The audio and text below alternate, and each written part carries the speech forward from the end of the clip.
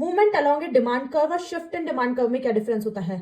जब डिमांड केवल प्राइस में चेंज होने की वजह से चेंज होती है, जैसे अगर प्राइस इंक्रीज हो रही है तो क्वांटिटी डिमांडेड डिक्रीज हो जाती है, और प्राइस जब डिक्रीज हो रही है तो क्वांटिटी डिमांडेड इंक्रीज हो जाती है, तो उसको बोलते हैं movement in along demand curve. यहाँ पे जो डिमांड थी वो पहले इनिशियली यहाँ पे थी, इतनी क्वांटिटी डिमांड हो रही थी इतनी प्राइस पर, जब प्राइस डिक्रीज हुई तो एक्सपांशन ऑफ डिमांड होता है, यानी डिमांड इंक्रीज हो जाती है, और जब प्राइस इंक्रीज होती है तो कॉन्ट्रैक्शन ऑफ डिमांड होता है, यानी डिमांड इस तरफ शिफ्ट हो जाता है डिमांड का कर्व, और वो कम हो जाती है। अब शिफ्ट इन डिमांड कर्व क्या होता है?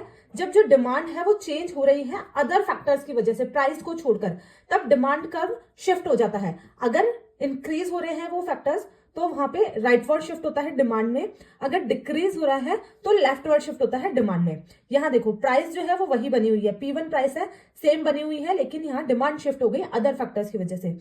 P2 प्राइस भी सेम बनी हुई है, P3 भी वही है, क्वांटिटी डिमांडेड चेंज हो रही है अदर फैक्टर्स की वजह से, ये इंक्रीज इन डिमांड हुआ है। इसी तरह जब ये कर्व लेफ्टवर्ड शिफ्ट होता है तो उसे डिक्रीज इन डिमांड बोलते हैं। Hope this important concept is clear to you.